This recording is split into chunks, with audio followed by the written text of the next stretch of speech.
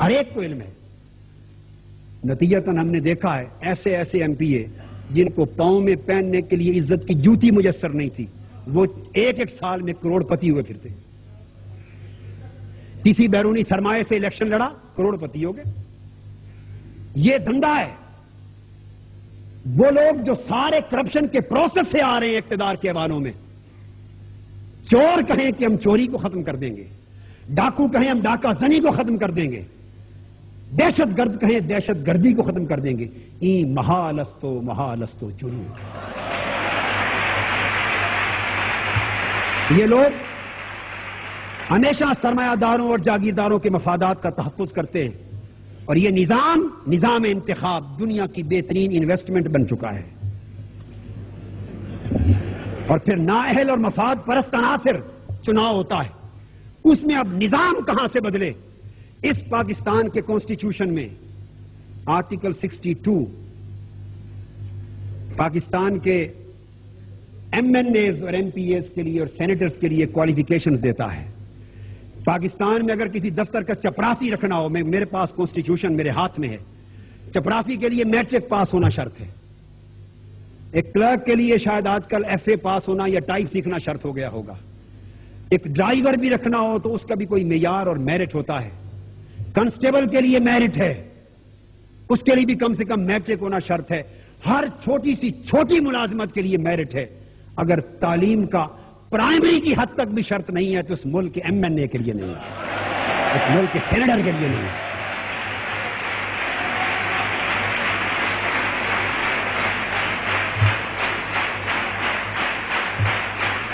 حاضرین محترم، میں چاہتا ہوں کہ آپ کی تالیوں نعروں کو وقت زیادہ نہ دوں، اپنی بات زیادہ سے زیادہ کہہ سکوں. حاضرین محترم، عرض یہ کرنا چاہتا تھا کہ یہ اس ملک میں کسی نے سوچا وہ کون قانون بنائیں گے؟ اسمبلیوں میں بیٹھنے والے، وہ انگوٹھا چھاپ بھی اس میں بیٹھے ہیں، وہ کہاں شرط لگائیں گے یہاں تعلیم کی؟ جس ملک میں لٹریسی ریٹ مشکل سے 15 سے 20% ہے، یا حکومتی اعداد و شمار کے مطابق 25 سے 27% ہو گیا. انٹرنیشنل سروے ایجنسیز کچھ اور بتاتی ہیں، ہماری اپنی کچھ اور بتاتی ہیں. اور جس کو ہم لٹریسی ریٹ کہتے ہیں، وہ جو دستخط کر کے پینشن وصول کر لے وہ بھی لٹریٹ ہے، یہاں پڑھا لکھا ہے. انٹرنیشنل معیار کے مطابق جو ویسٹرن ورلڈ میں انٹرنیشنل معیار UN کا ہے، اگر اس معیار پہ پرکھے تو شاید تعلیم یافتہ لٹریٹ افراد ہمارے ہاں 7% سے زیادہ نہیں ہوں گے، یا میکسیمم 10% ہوں. جس ملک میں ریئلی لٹریٹ پیپل، پڑھے لکھے افراد 10% ہوں، اور 10% میں شعور والے کتنے ہوں گے؟ اس ملک میں نمائندگان کے لیے تعلیم کی مزید شرط نہ ہو. آپ نظام کے بدلنے کی ان ہاتھوں سے کیا توقع کرتے ہیں؟ اور جو شرائط کوالیفیکیشنز میں مینشن ہے، یہ تو ہے جو ہونا چاہیے تھا وہ مینشن نہیں، اور جو مینشن ہے ان کو ہاتھ نہیں لگانے دیتے. اسی آرٹیکل 62 کے سب آرٹیکل میں کلاس ڈی، ای اور ایف، میں صرف 3 کلاسز بتاتا ہوں. ہی از آف گڈ کریکٹر، یہ شرائط ہیں ایم این اے، سینیٹر اور ایم پی اے ہونے کے لیے. وہ اچھے کردار کا ہونا چاہیے بس. and is not commonly known as one who violates Islamic injunctions. اور وہ شخص ایسا نہیں ہونا چاہیے کہ جس کی شہرت یہ ہو کوئی اسلامی احکام کی خلاف ورزی کرتا ہے. جو اسلامی احکام کی خلاف ورزی کرتا ہے اور جانا جاتا ہے صرف اسی ایک شک کی بنا پر، وہ اس لائق نہیں کہ اس ملک کے مقدس ایوان نمائندگی میں اس کا قدم رکھا جا سکے. اور کلاس ای میں ہے he has adequate knowledge of Islamic teachings and obligatory duties prescribed by Islam as well as abstains from major sins. اسلام کے فرائض پر عمل کرتا ہے. یہ کانسٹیٹیوشن کہہ رہا ہے، یہ میرا خطاب نہیں ہے، میں کوئی میں شرط عائد کر رہا ہوں، یہ کانسٹیٹیوشن کہہ رہا ہے. معلوم نہیں کہ یہ چیزیں حقانی صاحب قوم تک اپنے کالم میں پہنچائیں یا نہ پہنچائیں، کم سے کم میں تو کہہ دوں آپ سے.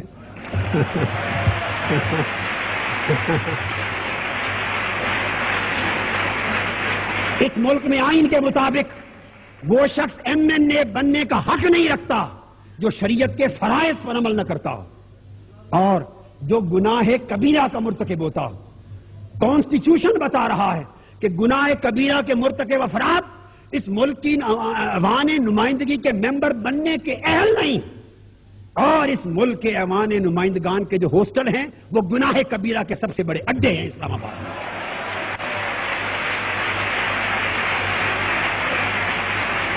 اور اس کا class F, he is sagacious, righteous and non profligate and honest and امین، وہ شخص صادق ہے، امانت دار ہے، امین ہے۔ اگر یہ تین شرائط، باقی کسی کو نہ چھیڑیں، میری مؤدبانہ گزارش ہے معذرت کے ساتھ، اگر یہ صرف تین شرائط پر آج عمل ہو جائے اور ایک غیر جانبدار کمیشن تمام MNAs, MPAs اور سینیٹرز کو ان تین شرائط کے معیار پہ غیر جانبدارانہ طور پہ پرکھ کے فیصلہ کرے تو شاید مشکل سے صرف 10% افراد اسمبلی میں بچیں، باقی سب کک آؤٹ کر کے باہر نکال دیے جائیں۔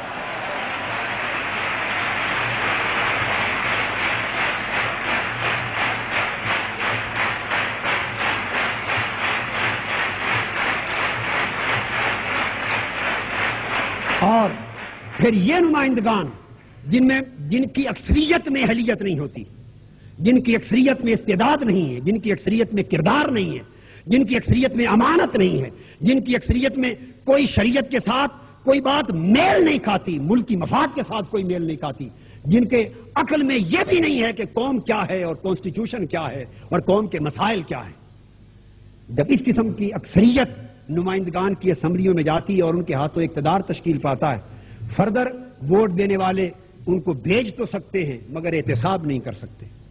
احتساب کہاں سے کریں کہ اب وہ ایم پی اور ایم این اے جب بن کے آ گیا، اب ڈی سی بھی اس کی مرضی سے اپوائنٹ ہو رہا ہے، ایس پی اس کی مرضی سے اپوائنٹ ہو رہا ہے، ایس ایچ او اس کی مرضی سے اس کے ضلع میں لگ رہے ہیں، اس کے تھانے میں، ججز اس کی مرضی سے آ رہے ہیں، میجسٹریٹ اس کی مرضی سے آ رہے ہیں، تحصیلدار اس کی مرضی سے آ رہے ہیں، پٹواری اس کے حلقے میں مرضی، جہاں اس کی زمینیں ہیں اس کی مرضی سے آ رہی ہیں، انکم ٹیکس کے لوگ مرضی سے آ رہے ہیں، وہ لوگ جو سارے مختلف شعبے انتظامیہ کے، عدلیہ کے، جتنے مختلف شعبہ جات جہاں سے کوئی عدل ملنا تھا، انصاف ہونا تھا، احتساب ہونا تھا، وہ تو سارے اس کی تقرری اس کی مرضی سے ہو رہی۔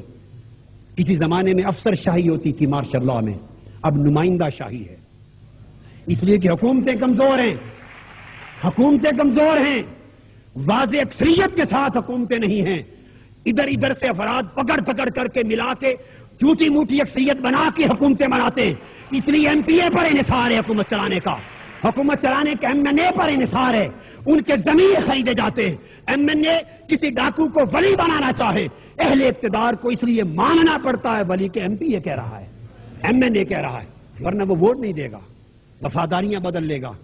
تو یہ پورے یہ وقت نمائندہ شاہی ہے، ہر چیز پر بین ہے، اب نہ کسی غریب کے بچے کے لیے ملازمت ہے، نہ کسی کے لیے علاج ہے، نہ کسی کے لیے عدل ہے، نہ کسی کے لیے انصاف ہے، نہ کسی کے لیے کوئی حق ہے، جو چاہے دھکے کھائے ایم پی اے کے دروازے پر، ایم این اے کے دروازے پر، سسٹم ختم کر دیے گئے، قانون ختم کر دیا گیا، نظام تباہ کر دیا گیا، اب نظام بھی پولیٹیکل کنسیڈریشن، قانون بھی political consideration, system political consideration, تقرری political consideration, the civil merit for the whole country is political consideration.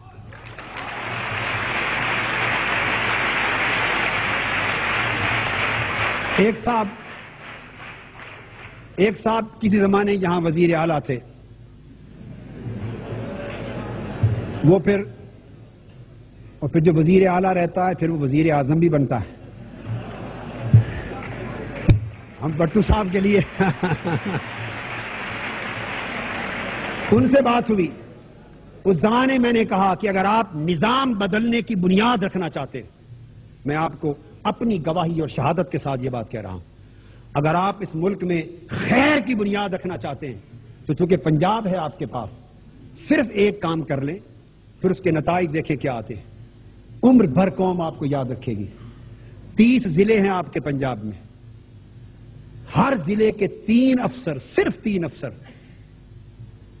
پختہ ناقابل شکست ایماندار لے آئیں، ایک ڈی سی، ایک ایس پی، ایک سیشن جج، کل 90 افسر بنتے ہیں پنجاب میں، 90 آفیسر، 90 افسر ایماندار لے آئیں، ڈیڈلی آنےسٹ، اور آنےسٹ افسران کی لاٹ لے کر اس میں سے کمپیٹنٹ اور کیپیبل افراد کو چنیں، اور پھر ان کمپیٹنٹ اور کیپیبل میں سے ایفیشینٹ دیکھیں. یہ پرائرٹی رکھیں.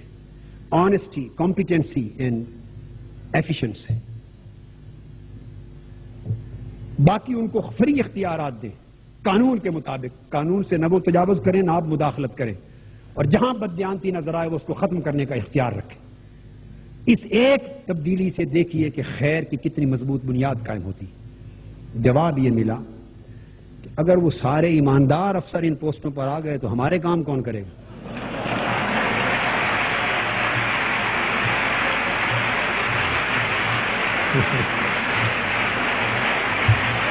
بیگم، میں امید کرتا ہوں بیگم صاحبہ تائید فرمائیں گی اس بات کی. سارے معاملات ہر ایک کے سامنے، ہمارے کام کون کرے گا؟ میں نے کہا آپ کی پرائرٹی کیا؟ انہوں نے کہا ہماری